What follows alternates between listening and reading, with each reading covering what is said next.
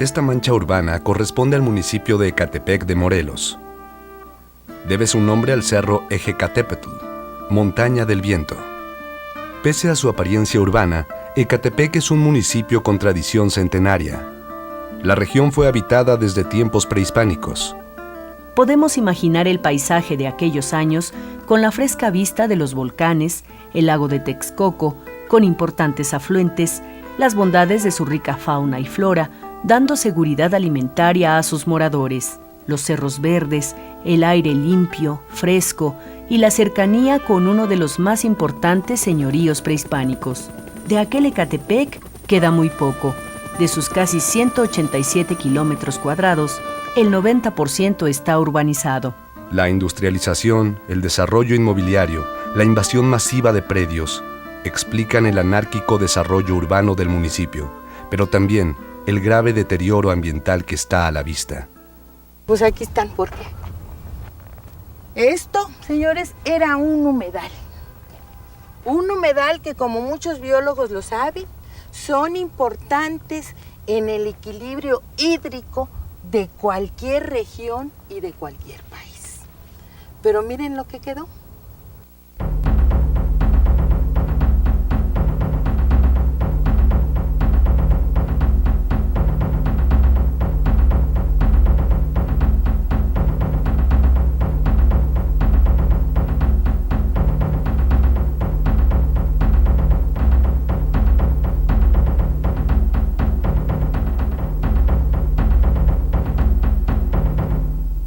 El municipio de Ecatepec pertenece a una enorme zona conurbada de más de 4.450 kilómetros cuadrados.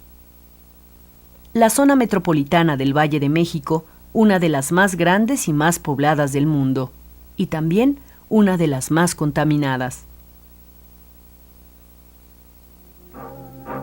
El municipio de Ecatepec colinda al norte con Coacalco y Tecámac, al sur con el Distrito Federal y el municipio de Nezahualcóyotl, al oriente con los municipios de Acolman y Atenco, y al poniente con el Distrito Federal y Tlalnepantla.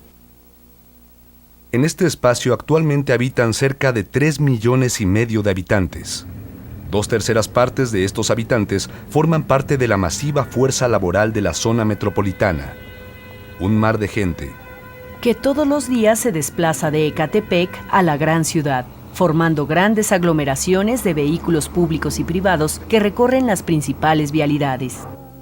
Por su ubicación geográfica, Ecatepec conecta a la Ciudad de México a través de sus principales vialidades con otros municipios del Estado de México. La Vía Morelos, una de las arterias más antiguas del municipio, atraviesa las principales zonas industriales de Ecatepec, donde pueden encontrarse todo tipo de fábricas.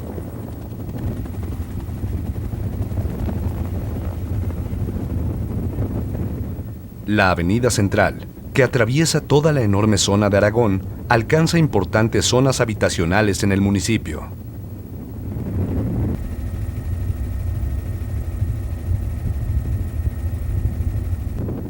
El anillo periférico oriente recorre gran parte del municipio de Ecatepec. Corre al margen del cauce del Río de los Remedios, uno de los canales de desagüe más importantes de la gran urbe.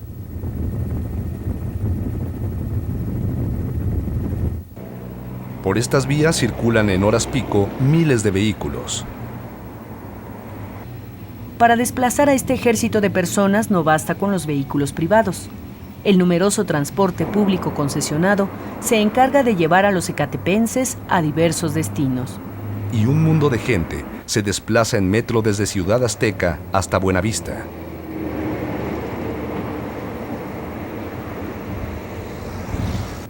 Ríos de gente atraviesan todos los días Ecatepec. Cientos de miles de personas que ocupan miles y miles de vehículos. Y este es el paisaje urbano de Ecatepec, antes ribera del lago de Texcoco. Ecatepec es un fenómeno sin precedente en el mundo de crecimiento y de evolución. Basta señalar que apenas a fines de los 70s en este municipio no vivían más de 150,000 habitantes. Como que hay dos tipos de ciudadanos aquí en Ecatepec. Unos que son de las familias originarias, ¿no? Que se van mudando por generaciones, ¿no? Pero siguen viviendo aquí, entonces ellos conocen la historia de Ecatepec, son las que viven esencialmente en los 9 pueblos de Ecatepec.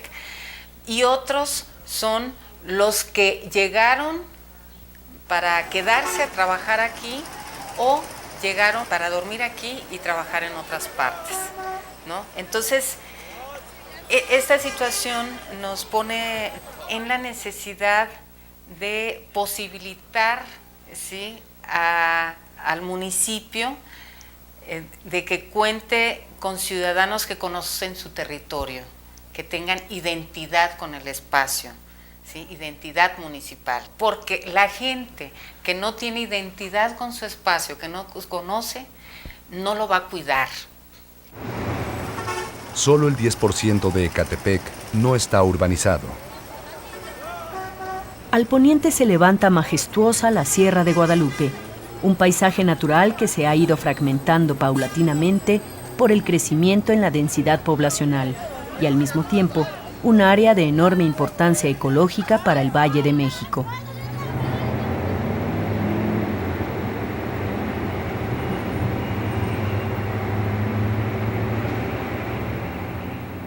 La vida del ser humano está hecho de claroscuros.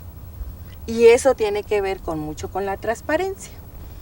Es evidente que para llegar a este panorama fue todo un proceso de claroscuros que se dio entre los dueños de la tierra, entre los gobernantes de esta región y entre aquellos que tienen más poder que los mismos gobernantes de esta región o factores de poder de esta región. Sobre todo los problemas que ha causado en la Sierra de Guadalupe, en las áreas naturales, pues es el cambio de uso de suelo, ¿no? De ser un uso de suelo para protección de flora y fauna, pues ahora es de casa-habitación. Y entonces, bueno, no solamente los fraccionan de a pedacito, sino hacen unidades habitacionales, ¿no? Aquí tenemos una unidad habitacional en la Sierra de Guadalupe y es una belleza, pero el impacto que a la larga va a tener, lo vamos a padecer todos. Y uno de los principales problemas de este sitio es la falta de líquido vital. Nuestra inconsciencia ante los milenarios ciclos de la cuenca lacustre de México nos ha llevado a sostener una costosa batalla contra la naturaleza. Después de que se llevaron el agua, hubo la desecación, pues se pensó en hacer una zona de riego. Y entonces, con los convenios que se tuvieron a cambio del agua limpia, nos dieran agua negra. De los 4 metros cúbicos por segundo que se llevan a la Ciudad de México, se hizo un estudio socioeconómico de todos los pueblos circunvecinos y se captó 3,5 metros de aguas negras para regar nuestras tierras. Fue un conducto de canales impermeables, o sea, canaletas. Entonces el sistema nos empezaron a cobrar por horas. Era tan caro que era imposible con la cosecha sacar el costo del agua. Era imposible. Más, si no se acababa de regar en cierto horario, nos quitaban el agua. Y las tierras se quedaban a medias, partes con agua, con humedad, partes secas, y esto venía a perjudicar la producción. Más nos vendían, cuando nos daba crédito el Banco Rural del Centro, teníamos que operar con fumigantes y fertilizantes, pero para esto tenían que ser pues adecuados. Había que sacar estudios precisos para lo que se tuviera que aplicar, de lo contrario salitre y más salitre, y luego sin humedad, pues las tierras se secaban, las siembras se enxahuizclaban, eran pérdidas. Entonces todo eso sufrimos, pero fue muy bonita la agricultura, hermosa. Tuvieron la información clara de que ya no iban a poder cultivar. de que les quitaron el agua para surtir a la metrópoli que crecía, que es la Ciudad de México, y les devolvieron agua sucia, negra, pero nunca les dijeron qué tan caro era tratarla y hacerla útil para la agricultura. Pero los acuíferos más importantes corren debajo de Ecatepec, un gran sistema de aguas subterráneas que fluyen hasta el río Pánuco. En el subsuelo del vaso del lago de Texcoco existe un manto de aguas saladas que contienen sales alcalinas provenientes de los escurrimientos de las colinas que circundan el Valle de México. Se trata de salmueras alcalinas, compuestas por cantidades equivalentes de carbonato de sodio y de cloruro de sodio. Estamos viendo el Caracol, lo que una vez fue el impresionante evaporador solar del proyecto Sosa Texcoco, que a principios de los años 40 comenzó a explotar el carbonato de sodio en la fabricación de sosa cáustica. En la parte más salitrosa del exlago de Texcoco llegó una empresa española que después se denominó y hoy todos conocemos como Sosa Texcoco. Se ubicó en los límites entre Ecatepec, Acolman, Atenco, en esa ruta hacia Texcoco, y se dedicaron a producir dos cosas.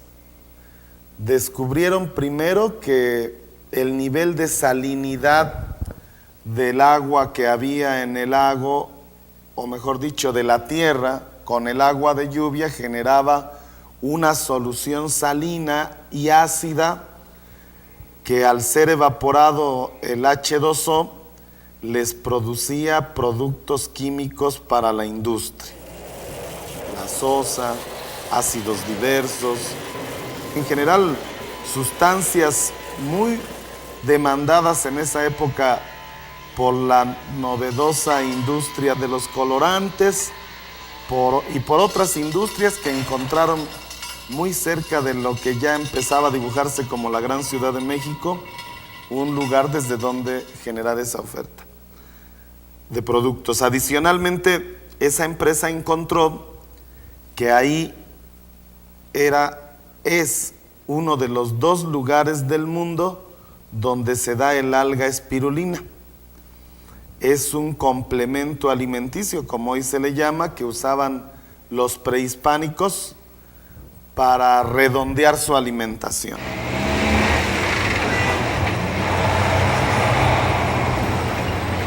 En Ecatepec, cuando mis padres me trajeron en el año de 1938, tenía yo 6 años.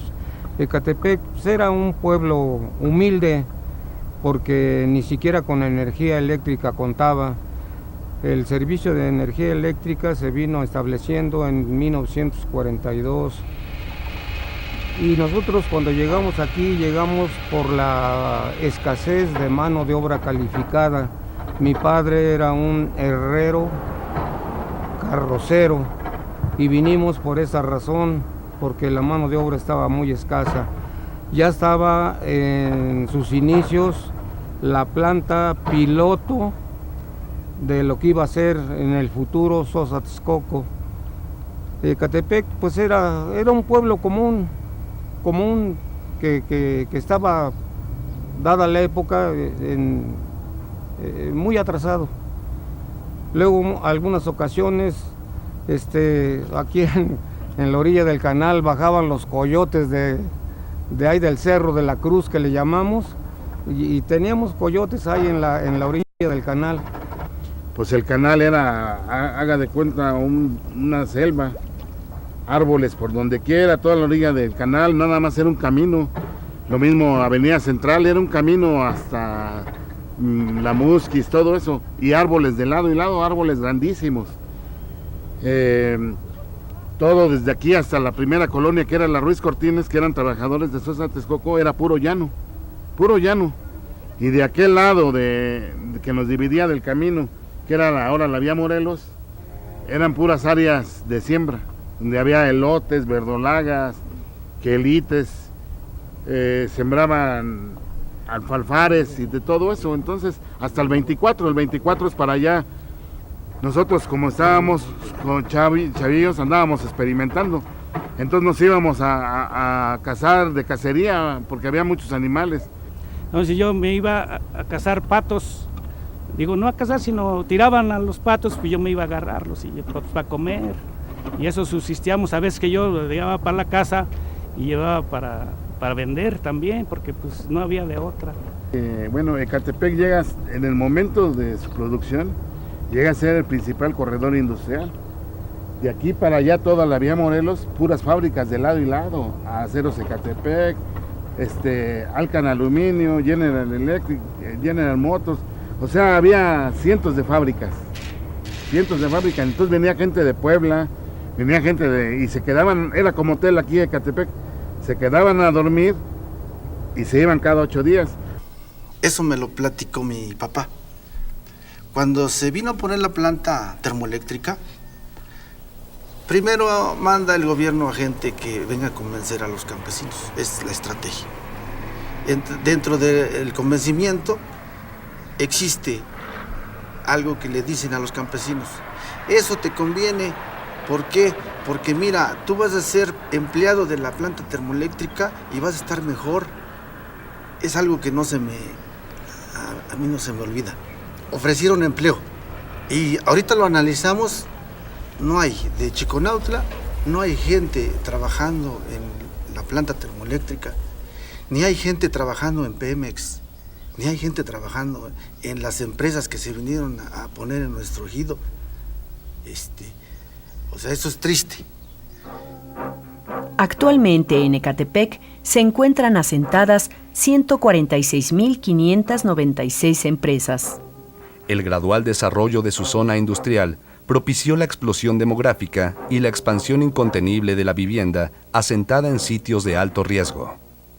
Se fue manejando pues los desarrollos clandestinos, la invasión, la parte de los cerros. Yo me acuerdo de Cruz Roldán en los años, 78, 80, cuando Cruz Roldán, protegido por los gobiernos, no voy a decir nombres, los gobiernos, se invade todo lo que es La Palma, el Óstor, Canteras, la presa. De ahí nos damos vuelta toda esta parte de esta falda de la Sierra de Guadalupe y empieza a transformarse, empieza a cambiar la imagen que antes tenía, aquello pintoresco, aquello bonito. Y bueno, y la ciudad empieza a crecer, ¿no? Ya en el 81 se le da el nombre de ciudad a Ecatepec, ¿verdad? Ya todos los magueyales tan hermosos que existían, pues ya se empezaron a desaparecer. Los bueyes y vacas, chivos y mulas, pues todo empieza a desaparecer, ya no hay. Ya se empieza a reducir pues el ganado que existía, el campesino pues deja de ser campesino y se empieza a dedicar a veces al comercio, porque la gente tiene que vivir de algo, y entonces esa transformación es brutal. Al observar el alto grado de urbanización de Ecatepec, su alta densidad poblacional, las vialidades saturadas de circulación, sus zonas industriales, uno se pregunta, ¿cómo llegó Ecatepec a esto? ¿Qué propició la transformación de un pueblito a orillas del lago de Texcoco a este monstruo urbano? Para entenderlo, es importante conocer la historia reciente de este municipio. Al iniciar el siglo XX, todo el país contaba con una población de 13 millones de habitantes. El 90%, es decir, casi 12 millones de mexicanos, vivía en poblaciones con menos de 15,000 habitantes. La mayoría de los mexicanos habitaba el campo, en haciendas, en pequeñas poblaciones, en pueblitos o ranchos. Y en ese entonces, Ecatepec no se diferenciaba de otros pueblitos mexicanos.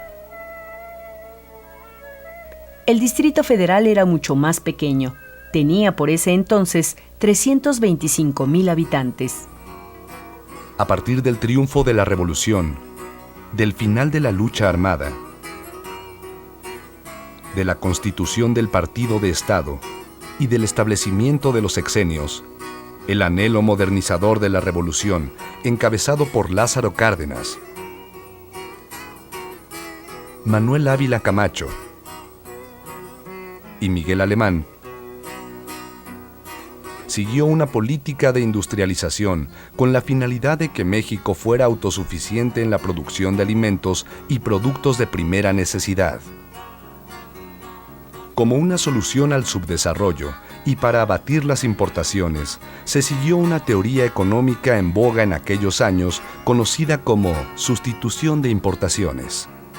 Esta fue una política que se mantuvo y cambió el rostro de la nación en pocos años.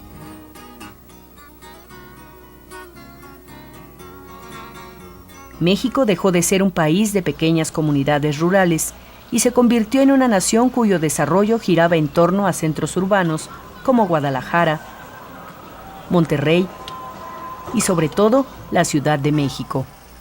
Para 1965, estos centros urbanos aportaban el 69% de la producción industrial y por esos mismos años, la mayor parte de los mexicanos ya vivía en ciudades con más de 25,000 habitantes. La expansión de la vivienda regular e irregular fue un proceso permanente y paralelo a la explosión demográfica. Durante los años de la industrialización, jamás se pensó en términos de urbanismo, ni mucho menos de sustentabilidad ambiental. Fue una política fundamentada exclusivamente en las premisas económicas y sociales vigentes. De esta manera, de 1970 a 1990, el municipio de Ecatepec inició el proceso de conurbación con la Ciudad de México hasta llegar a la situación actual.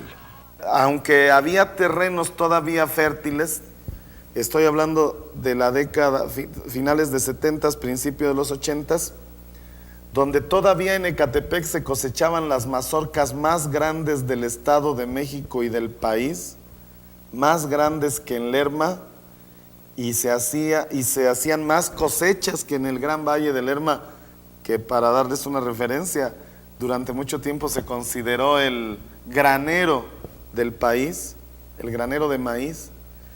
Ecatepec en esas épocas les ganaba en producción por hectárea y en calidad de su producto a ese granero que era el Valle de Lerma. Pero por muy buen producto y por muy buena producción, hubo un negocio más rentable. Y fue vender las hectáreas para sembrar casas en ellas. Se terminó porque entró el desarrollo urbano, las inmobiliarias. No queríamos nosotros vender nuestras tierras, jamás. Por el amor, por el cariño, porque el campesino, pues nacimos para la tierra, para el campo, y ahí morimos. Entonces, empezaron a quitarnos el agua. Pues ya las tierras empezaron a agrietar. Posteriormente nos quitaron el mercado. Pues ya no teníamos dónde vender nuestro forraje. Después, para vender nuestro maíz había que venderlo a medianoche, como delincuentes, porque el molinero tenía concesión de maíz amarillo, importado, y si le veían maíz criollo, le clausuraban su negocio. Entonces teníamos que vender nuestro maicito a escondidas, nuestro producto.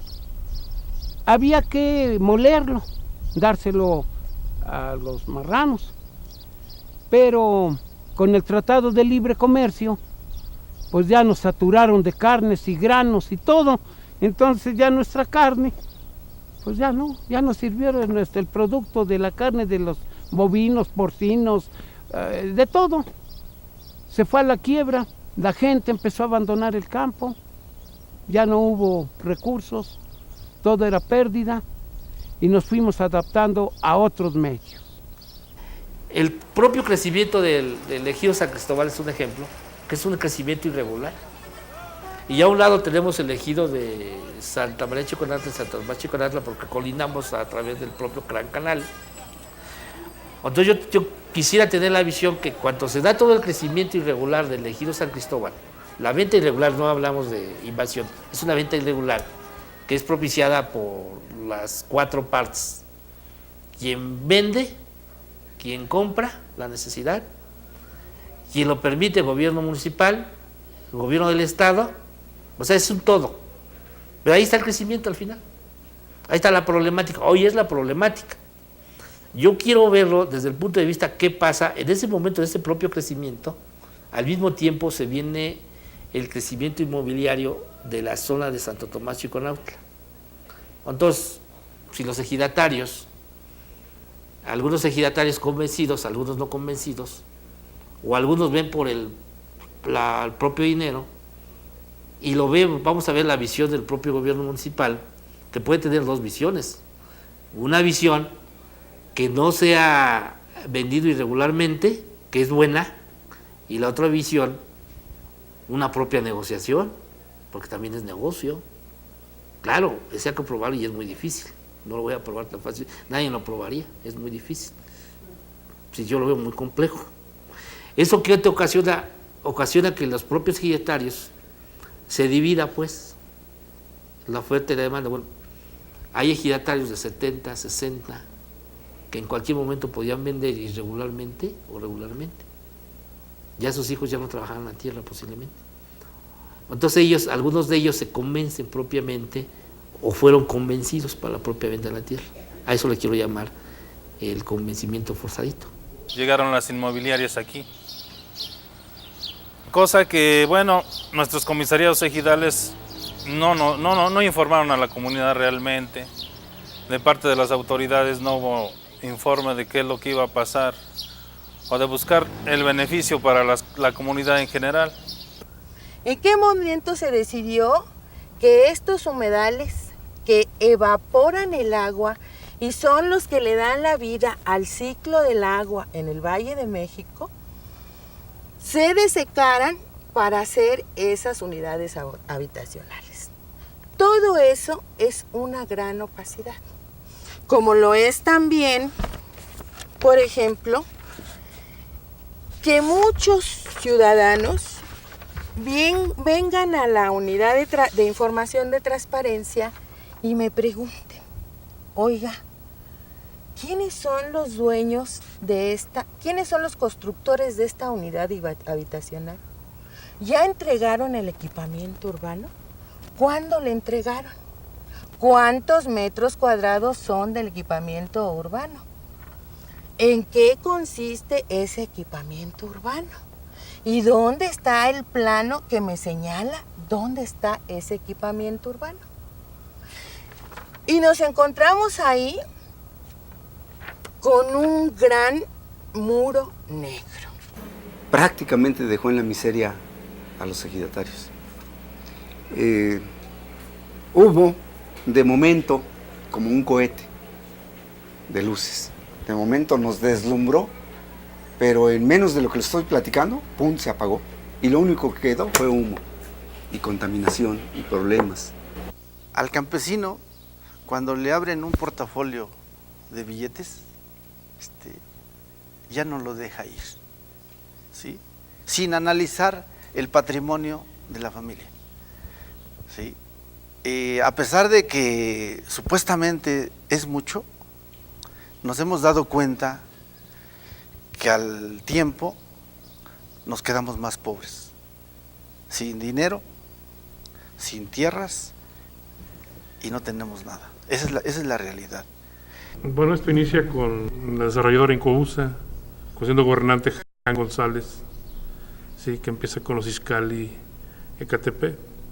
Hablaban de desarrollos, de beneficios para la zona. Estudiaron prácticamente, así como vemos, cómo despojar, ¿verdad?, a la pequeña propiedad que existía en ese tiempo, ¿verdad?, de producción agrícola también, porque también fueron despojados. Entonces la pequeña propiedad, no nomás los ejidatarios, también la pequeña propiedad fue invadida. Lo mismo le sucedió que a los ejidatarios. Te invado, te presiono, no tienes papeles, como no tienes papeles, te invado, no tienes escrituras, no tienes sucesor, no tienes herederos, estás en juicio, y mientras las cosas avanzaban, ellos iban avanzando en la venta de lotes, ¿sí?, amparadas por el propio presidente municipal. En ese entonces era el ciudadano Vicente Cor Ramírez, fue cuando le dio más auge a esta situación irregular de la pequeña propiedad en asentamiento humano irregular, ¿sí? El señor, pues la verdad, se protegían entre diputados, ¿verdad?, y compradores y intermediarios, coyotes, pero al pequeño propietario le prometían lo mismo. ¿Sí? Te voy a dar buen dinero, pero al final de cuentas eres un fraccionador clandestino y te meto al bote, ¿no? Lo mismo, la misma historia que ha venido sucediendo. No ha cambiado en nada su sistema del gobierno, ¿no? De cómo ha trabajado al amparo del poder de los funcionarios, ¿sí? Cosa es uno de los que empezó desde la quinta zona, ¿sí? Desde San Pedro Jalostoc hasta Ciudad Cuauhtémoc, que es la parte norte de aquí de Ecatepec. Examinemos la tasa de crecimiento poblacional de la Ciudad de México. Para 1930, la población de la Ciudad de México era de 1 millón de habitantes. Para 1950, la población se había triplicado con 3.800.000 habitantes. Para 1970, se duplicó, con 6.800.000 habitantes. Y en 1980, alcanzó a tener los 8.800.000 habitantes. Tomando en consideración los municipios conurbados, contaba con 13 millones de habitantes. Son muchas las razones de la explosión demográfica, propiciada en primer lugar por la gran inmigración de campesinos a las ciudades. Las grandes urbes ofrecían empleos bien pagados y servicios públicos como alumbrado, agua potable y alcantarillado, transporte, educación y salud, aunque estos servicios no estaban a la mano de todos los inmigrantes. La concentración de corredores industriales afuera de la ciudad, en los municipios aledaños, propició el crecimiento de zonas habitacionales, regulares e irregulares. La necesidad de vivienda de muchas personas que no podían pagar ni siquiera una renta propició la invasión de predios y la formación de ciudades perdidas en terrenos marginales sin servicios públicos, en las afueras de la ciudad y lejos de los propios núcleos poblacionales de los municipios. Con el tiempo estos predios se legalizaban, se proveían de servicios públicos y comenzaban a formar colonias de viviendas diseñadas y construidas por sus propios habitantes. Y con ello, el aseguramiento de una política clientelar para los gobernantes en turno. En el 87, el 2 de octubre, que llegamos aquí, se inicia, ahora sí, el acomodo de 2,000 gentes, en diferentes lugares. Toda esta parte es invadida, toda esta parte. Y estos son los terrenos de Mario Ramón Betetas, de su cuñado y de su pariente, de todos ellos. Ellos no les interesaba porque era desierto. Era totalmente desierto esta parte. Y entonces pues son esos que nos importa.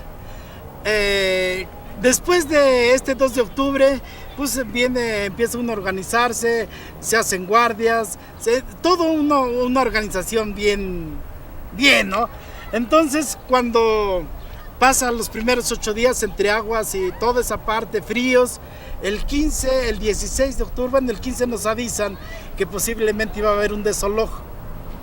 El 16 de octubre, precisamente en Avenida Central, donde es Plaza Aragón, había más de 200 camiones de granaderos. Todo lo que es Avenida Central en Plaza Aragón. Y nos avisaron a las 5 de la mañana exactamente, un vecino que se fue a trabajar y regresó y nos dice, aguas porque hay un montón de granaderos esa parte. Y dijimos, no, pues estamos platicando con el gobierno, no va a pasar nada. Estábamos seguros que no iba a pasar nada, pero mentira, ¿no? A las 7 de la mañana nos rodean los granaderos toda esta parte y viene el desalojo, el 16 de octubre. Aquí la dirigente Irma Cerón Cruz, que en paz descanse, ya murió, apenas va a cumplir 1 año de su muerte ella fue la que encabezó esta invasión.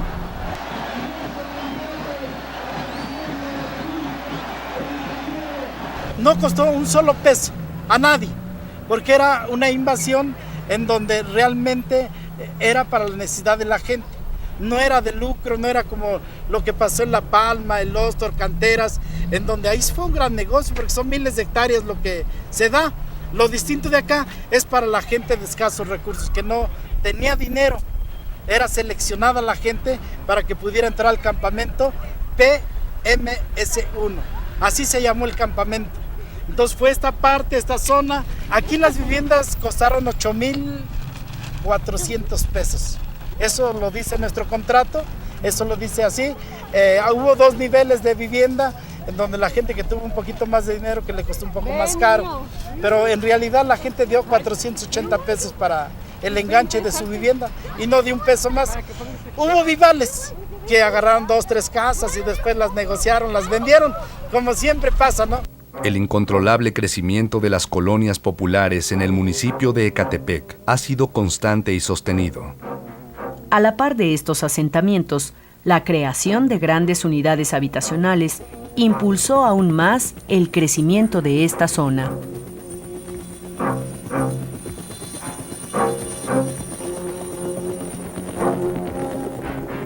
Los desarrollos inmobiliarios estatales y federales concentraron y continúan concentrando una gran cantidad de habitantes en terrenos poco sustentables.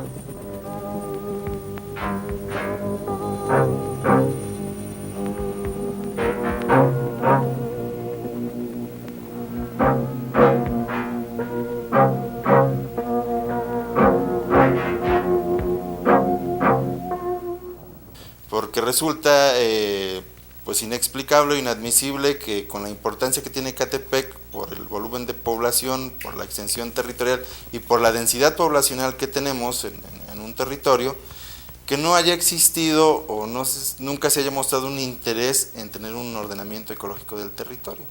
El ordenamiento ecológico del territorio que nos hubiera permitido de haberse tenido por lo menos 3 trienios atrás, que no tuviéramos fraccionamientos habitacionales en la zona donde ahora los tenemos, que son zonas de riesgo, donde no se debió haber construido ni autorizado en ningún momento la construcción, porque es una zona que debió haberse preservado.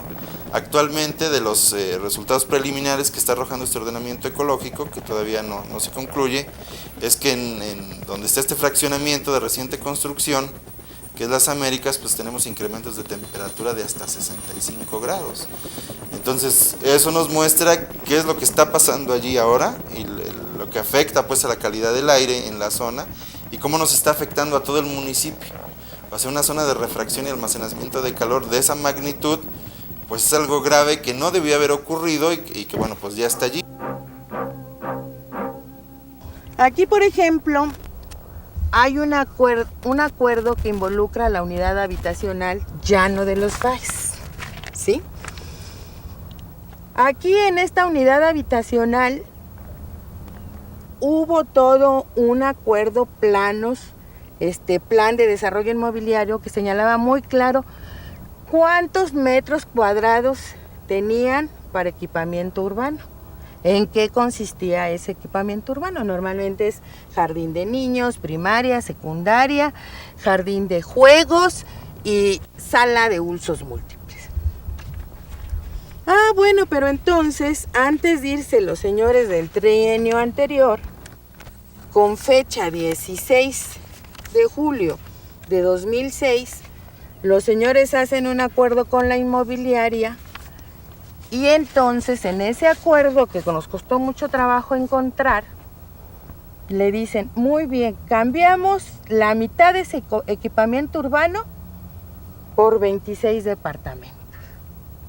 ¿Quién se llevó esos 26 departamentos? Ahí entra la opacidad. ¿Y en base a qué hizo este acuerdo? También entra la opacidad. ¿Sí me explico? ¿Dónde estuvo la asamblea donde se tomó este acuerdo? ¿Quiénes estaban presentes? ¿Cuál fue el cuerpo de la discusión? Ahí está la opacidad. No los tenemos. Solo tenemos este acuerdo que nos dice: yo inmobiliaria no tengo ningún problema. Si tú dices que la mitad del equipamiento urbano son 26 departamentos, ahí están tus 26 departamentos y nada más hago la mitad del equipamiento urbano. Yo no tengo ningún problema. El incontrolable crecimiento de las inmobiliarias en el municipio de Ecatepec ha sido constante y sostenido.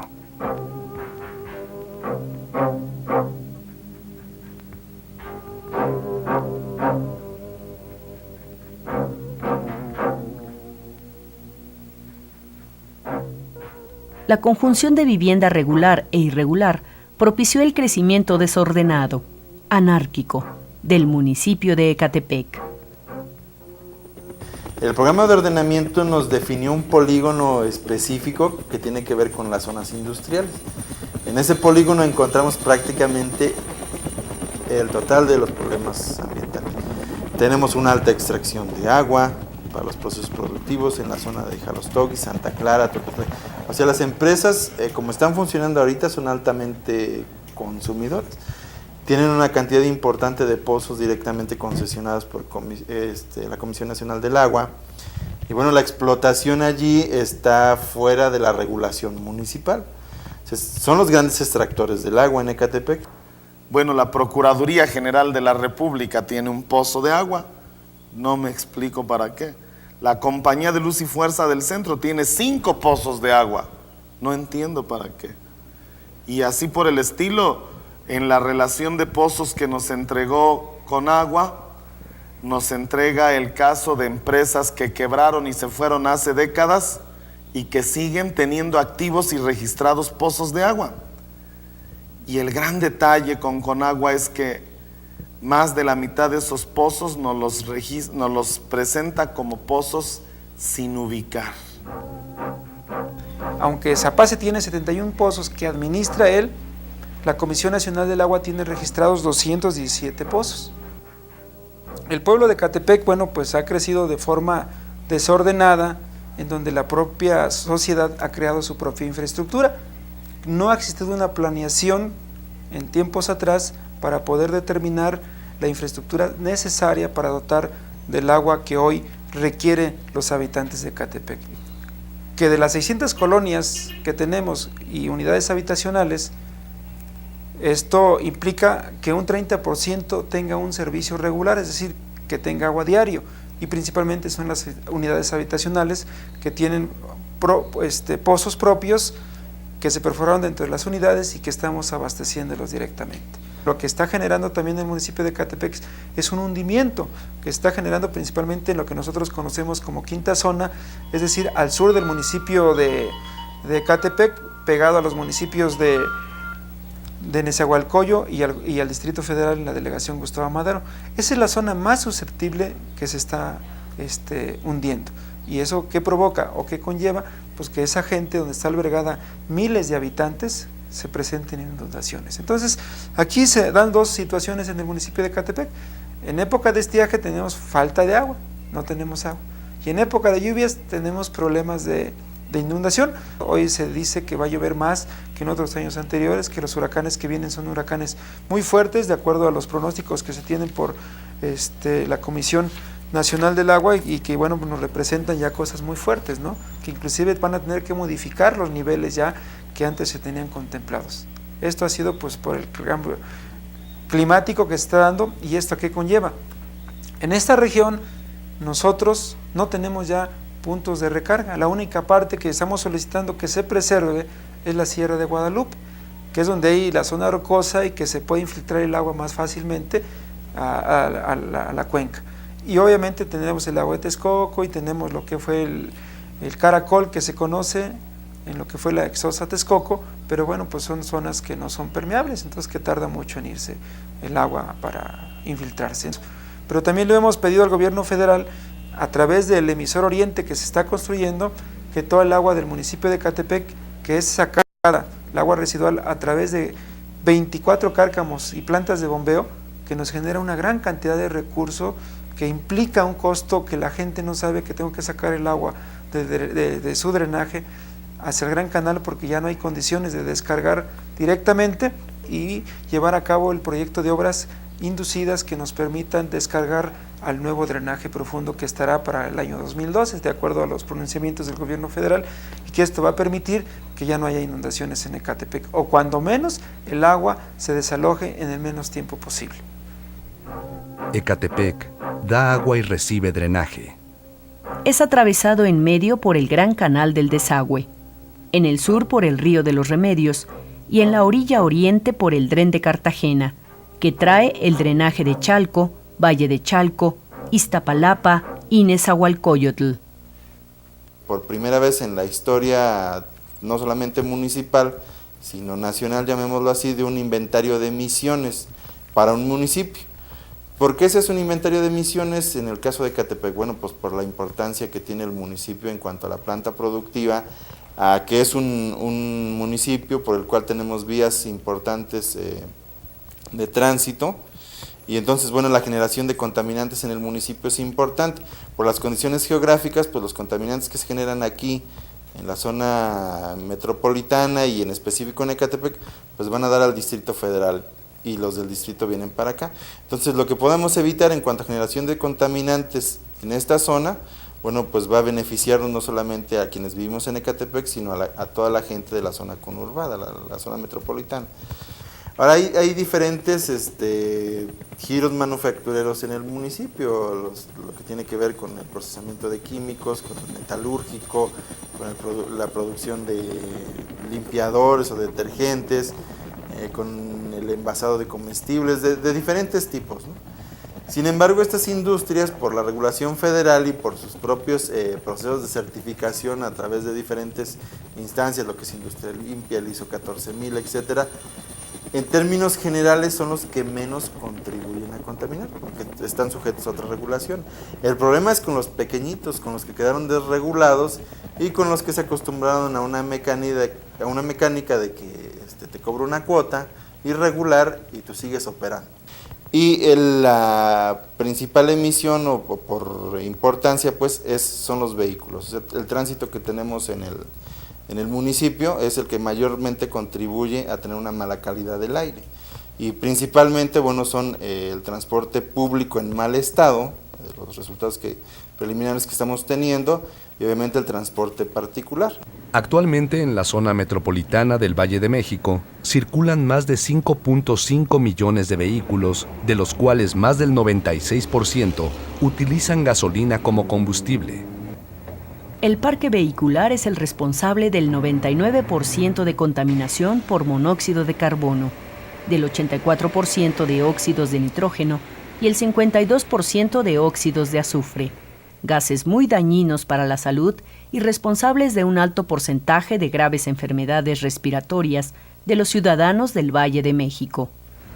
En los últimos años, en Ecatepec, los IMECAS han alcanzado hasta los 150 puntos de contaminantes, lo que ha implicado tomar medidas de contingencia ambiental, como una mayor restricción a la circulación de vehículos.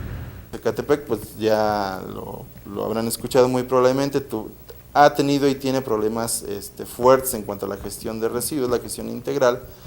Tuvimos ahí un vertedero que estuvo concesionado de una forma totalmente oscura y opaca, que al final nos generó un desastre ambiental. Tuvimos ahí un incremento en los índices de calidad del aire, en una mala calidad por el incendio que tuvimos en el vertedero, y este incendio no se dio de manera gratuita, tuvo que ver prácticamente un año de malos manejos, de acumular basura a cielo abierto por una empresa que ni siquiera se dedicaba a operar este tipo de rellenos sanitarios, y bueno, pues hasta que no interviene el gobierno y le quita la concesión con una inversión bastante alta, es que se empieza a regularizar pues este vertedero.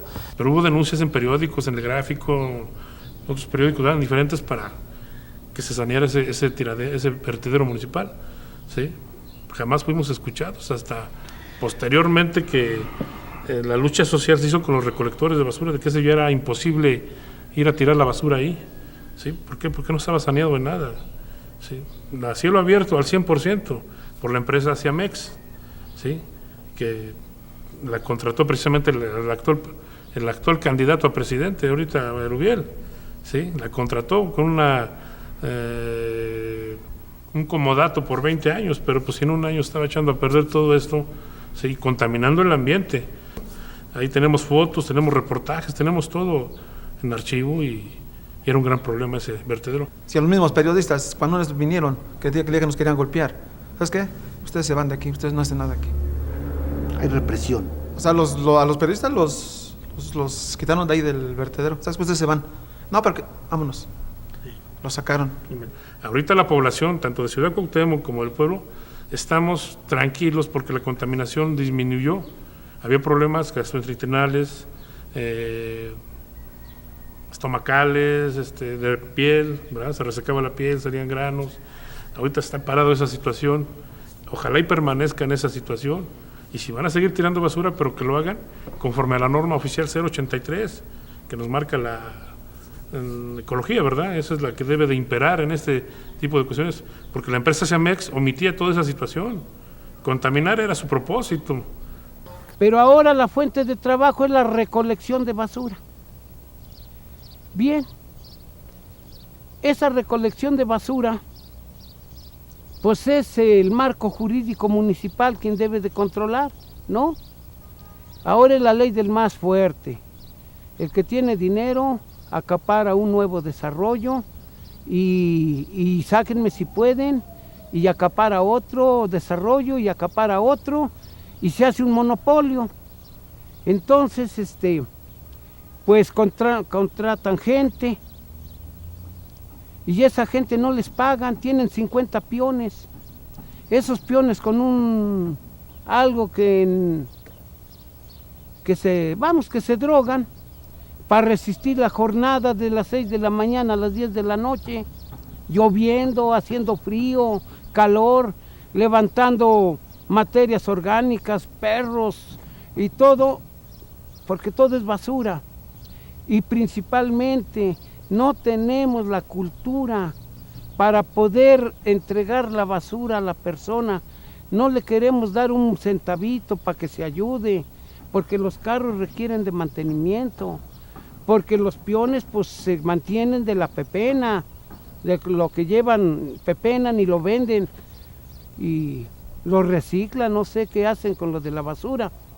Entonces pues la gente siempre está sucia, con malos olores, la familia enferma, contagios, epidemias.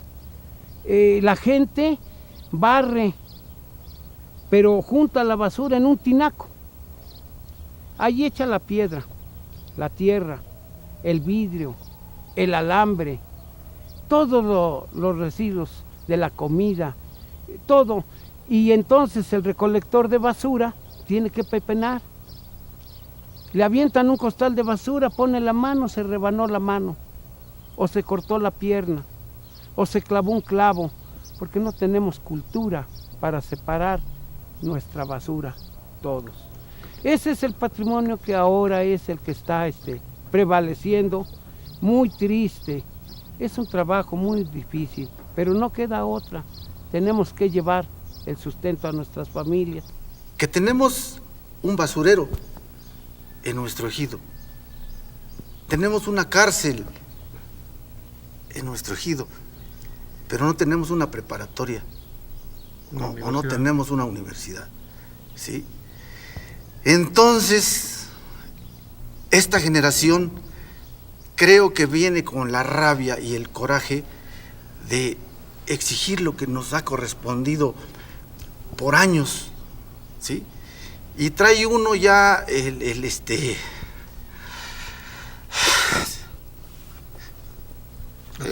sentimiento del papá y del abuelo, ¿sí?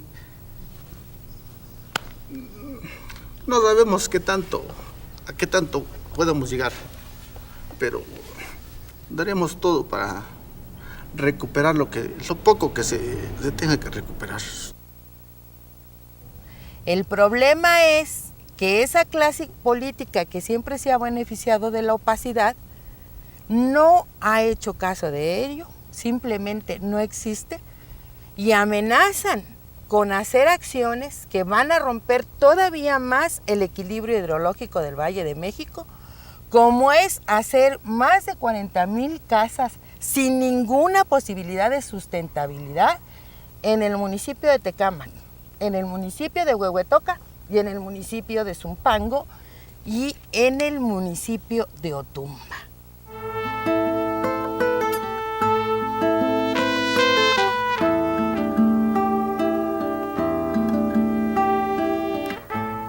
Con la continuidad del crecimiento y la evolución económica del municipio y con la inversión en lo más importante que son los jóvenes, Ecatepec podría ser la demostración de que la patria se salva y de que puede ser viable recuperar de la anarquía, el caos, el desorden y de ese culto de los viejos políticos al dinero y al poder. Se podría recuperar una ciudad y convertirla en un espacio incluyente, tolerante, de valores, de principios y de movilidad económica. donde cada quien tenga tanto como su capacidad, su talento y su trabajo le permitan, y donde nadie tenga menos de lo necesario para subsistir y nadie tenga más de lo que pueda ganar con un trabajo justo, intelectual, humano, del tipo que sea, pero con un trabajo lícito y honesto. Por su historia, su cultura y sus valores urbanos y ecológicos, Ecatepec es mucho más que una zona de tránsito, un dormitorio, un suburbio. Así es Ecatepec, por donde corre el viento.